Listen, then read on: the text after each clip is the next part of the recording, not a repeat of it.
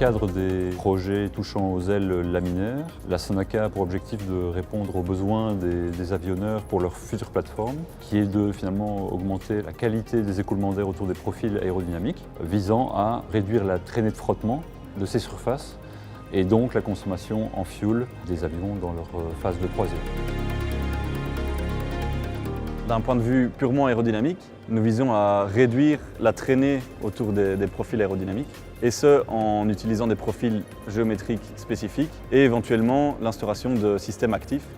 Alors qu'est-ce qu'on entend par système actif? Bien, typiquement, nous venons installer une fonction d'aspiration de cette couche limite de manière à stabiliser encore plus l'écoulement. Et cela est fait au moyen de surfaces micro-percées.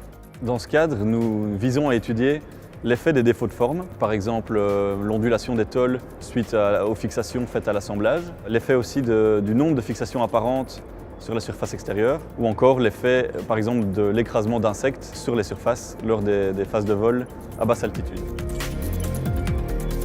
On recherche à avoir des surfaces qui soient les plus propres possibles, donc avec très peu de dégradation au niveau de l'état de surface. Donc par exemple, tout ce qui est tête de rivet, tout ce qui est step, gap est à proscrire, sachant que le bord d'attaque de l'aile est le premier élément que le flux d'air rencontre. Et donc toute détérioration dans cette zone va créer une perturbation qui va casser la laminarité du flux. Concrètement, on passe à travers toute une série d'analyses et d'études, principalement des études de résistance statique, sous charge aéro, thermique, etc. Des analyses aussi de fatigue qui vérifient un peu comment la structure se comporte à différents cycles de chargement et déchargement durant la vie de l'avion. Et des analyses aussi de tolérance aux dommages pour vérifier quel serait l'impact d'une craque ou d'une fissure à certains endroits des pièces. Et finalement aussi des études de résistance d'impact aux oiseaux pour vérifier que la structure reste entièrement attachée à l'aile lors de l'impact.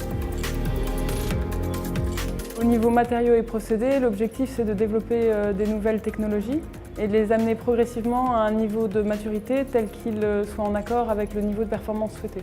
Typiquement, pour fabriquer des surfaces poreuses, on a développé progressivement le procédé de microperçage par laser pour essayer d'atteindre les requis et les caractéristiques types demandées par les performances.